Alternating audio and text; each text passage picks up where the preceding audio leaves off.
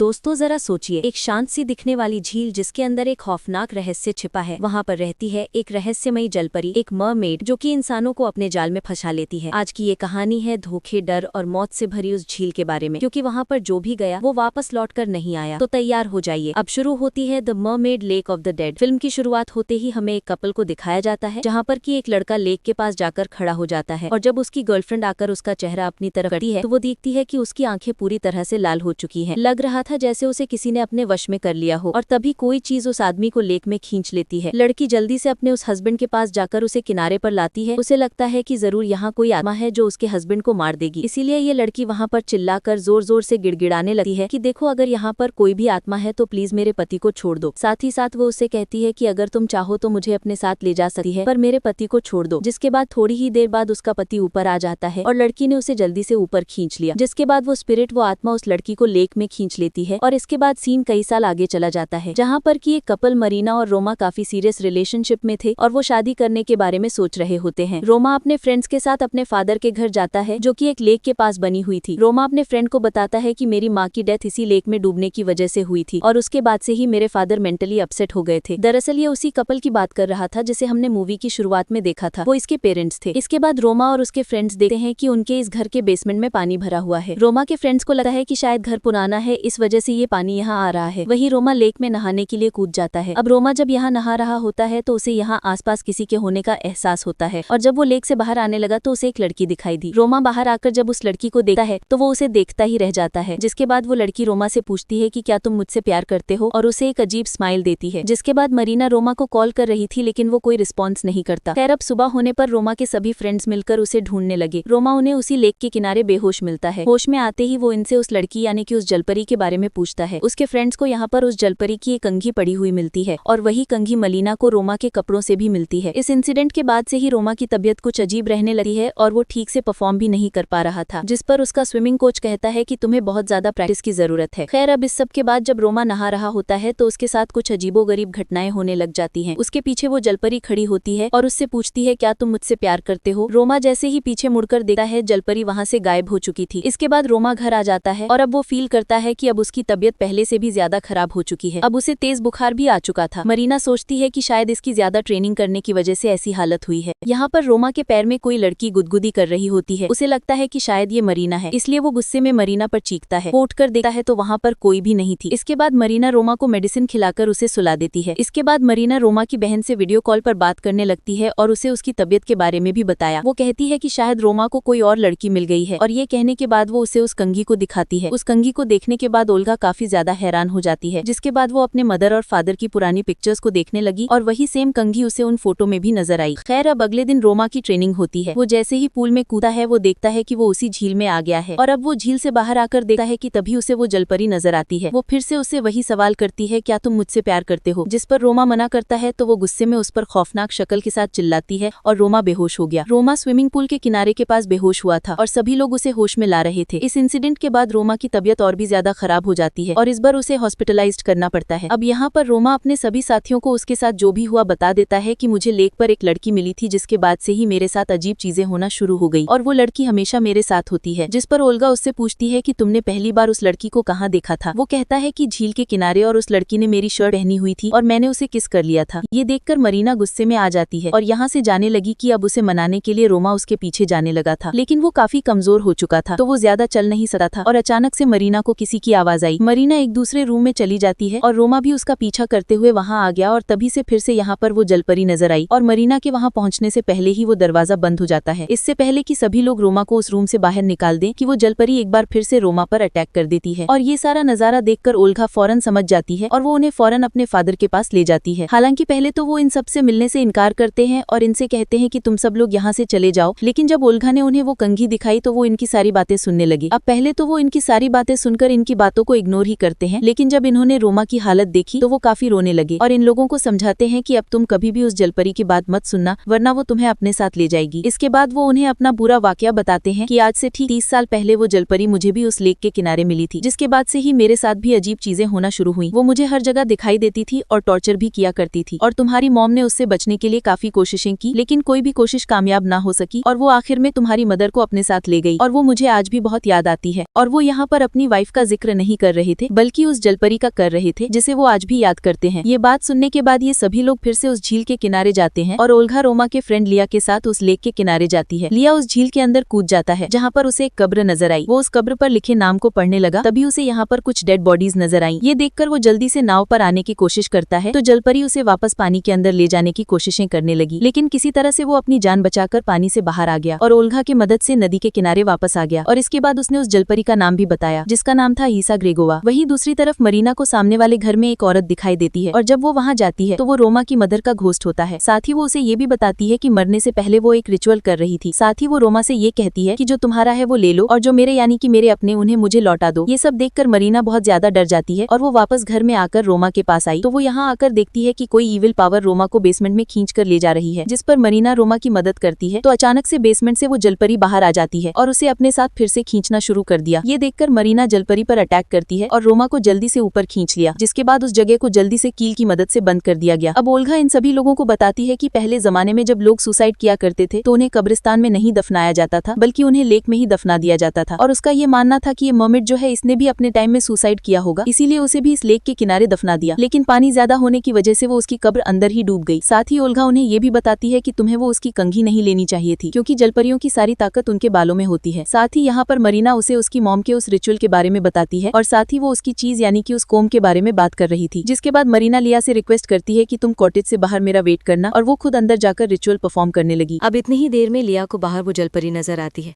वो उससे भी पूछती है क्या तुम मुझसे प्यार करते हो, और इसके जवाब में उसने हाँ कह दिया, जिसके बाद वो उसे पोजेस कर लेती है और उसके साथ ही उसने रोमा को भी पोजेस कर लिया और उसे बेसमेंट पर आने के लिए मजबूर करने लगी। ये देखकर ओल्गा उसे रोकने के लिए आती है लेकिन वो उस पर अटैक कर देता है। वहीं दूसरी तरफ मरीना अलग अलग तरह से रिचुअल परफॉर्म करने के बाद सही तरह से रिचुअल करना शुरू कर देती है। वो उस जलपरी की कंघी को पानी में रखती है और मिरर में देखते हुए कहती है कि अपनी चीज तुम वापस ले जाओ और मेरी चीज मुझे लौटा दो, जिसके बाद वो कंघी फौरन गायब हो जाती है और मर्मेड मरीना का सर पानी में डुबोकर उसे अपना पास्ट दिखाती है, जहाँ पर कि एक लड़का उससे शादी का प्रॉमिस करके उसे धोखा दे देता है और ये देखकर वो उन्हें मार देती है और खुद पानी में जाकर सुसाइड कर लेती है। जिसके बाद से वो जलपरी बन गई और उसके बाद उसने बहुत सारे मर्दों को अपनी ओर अट्रैक्ट किया और उनकी जानें ले ली। बेसमेंट में रोमा भी होश में आ जाता है और वो जल्दी से कॉटेज की तरफ भागा है, जहाँ पर वो देखता है कि लिया भी पोजेस हो चुका है और वो कॉटेज के अंदर ही जा रहा था। यहाँ पर जलपरी काफी सारी मरीना बनाकर उसे पूछती है क्या तुम मुझसे प्यार करते हो, लेकिन इस बार रोमा असली मरीना को पहचान लेता है और वो उसे आई लव यू बोल देता है और ऐसा करते ही फौरन लिया के अंदर से भी पोजेस का असर खत्म हो जाता है। अगली सुबह ऐसा लगता है जैसे सब कुछ ठीक हो गया है, लेकिन लिया को जलपरी ने पोजेस कर लिया था और एक्सेप्ट करते हुए कि मैं तुमसे प्यार करता हूँ बेसमेंट में जाता है और उसका पीछा करते हुए रोमा भी नीचे आ गया और यहाँ पर जलपरी लीजा को अपने साथ ले जाती है, जहाँ पर रोमा उसे काफी बचाने की कोशिश करता है लेकिन ये नाकाम रहा और यहाँ पर एक बार फिर से वो जलपरी रोमा पर अटैक करती है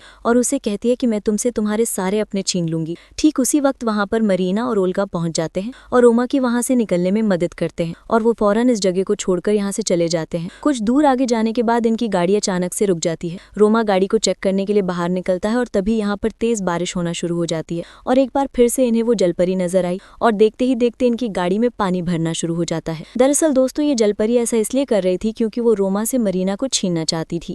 रोमा फौरन से गाड़ी के शीशे को तोड़ता है और जल्दी से मरीना और अपनी बहन ओल्गा की जान बचा ली। यहाँ पर मरीना कहती है कि हमने तो उसके कंघे उसे वापस कर दिए, फिर वो हमारा पीछा क्यों नहीं छोड़ रही, और यहाँ पर रोमा समझ जाता है कि वो इस तरह से हमारा पीछा कभी नहीं छोड़ेगी। जिसके बाद रोमा फौरन से झील की तरफ भागता है। हालांकि मरीना भी उसके पीछे जाती है लेकिन किसी ने उसके सर पर अटैक कर दिया। झील के पास पहुंचते वो जलपरी रोमा के पास आई। यहाँ पर जलपरी उसे फिर से वही सवाल करती है क्या तुम मुझसे प्यार करते हो, जिस पर इस बार रोमा कह देता है कि हाँ मैं करता हूँ, जिस पर वो जलपरी कहती है कि नहीं तुम उस लड़की से प्यार करते हो, जिसके बाद उसने फिर से उस पर अटैक कर दिया। दूसरी तरफ हमने देखा कि ओल्गा ने मरीना को सैक्रिफाइस का जरिया बना लिया था और वो यहाँ पर एक रिचुअल कर रही होती है, जिस रिचुअल का मतलब ये था कि वो अपने उस भाई के बदले उसकी गर्लफ्रेंड को ले जा सकती है। हालांकि यहाँ पर मरीना ओल्गा से रिक्वेस्ट करती है कि प्लीज ऐसा ना करो, लेकिन वो उसकी कोई बात नहीं सुनती। तभी यहाँ पर फौरन ओल्गा के फादर आ जाते हैं। वो अपनी बेटी को समझाते हैं कि तुम मरीना के साथ ऐसा मत करो क्योंकि उस जलपरी का असली मकसद तो यही है। ओल्गा अपने फादर की बात मान लेती है और तभी इतने में ही यहाँ पर जलपरी भी आ जाती है। ओल्गा के फादर यहाँ पर जलपरी से रिक्वेस्ट करते हैं कि तुम इन सब की जान बख्श दो और मुझे अपने साथ ले जाओ। वो सब आई लव यू बोलते हैं और ये सुनते ही वो जलपरी उसके फादर पर अटैक करती है और उन्हें अपने साथ ले जाती है। ये देखकर ओल्गा अपने फादर को बचाने के लिए उस जलपरी के बाल पकड़ लेती है। इसी दौरान मरीना अपनी जल्दी से रस्सियां खोल लेती है और एक कैंची से उस मर्मेड के बाल काट लेती है। जलपरी एक शैतान की शक्ल में थी और उसकी असली ताकत उसके बालों में थी। बाल कटते ही वो मर्मेड बुरी तरह से तड़पने लगती है और इस बीच वो ओल्गा को भी पकड़कर अपने साथ ले जाती है। मरीना ओल्गा और उसके फादर को नहीं बचा सकी, लेकिन रोमा को बचाने के लिए वो फौरन झील के पास जाती है। वो देखती है कि रोमा झील के किनारे लेटा हुआ और बुरी तरह से तड़प रहा है। यहाँ पर वो रोमा को बताती है कि उस जलपरी की असली ताकत उसकी उस कंघी में नहीं बल्कि उसके बालों में है। ये सुनकर रोमा बेहोश हो जाता है और इसके बाद मरीना पानी में कूद जाती है। वो जलपरी पर भी अटैक करने के लिए आती है, लेकिन वो उसका काफी सामना करती है और वो जलपरी के और भी बाल काट लेती है। जैसे ही उसके बाल कटते हैं, रोमा फिर से होश में आ गया। मरीना जल्दी से रोमा के पास आती है और उसके गले लग जाती है और उसे कहती है, डू यू लव मी।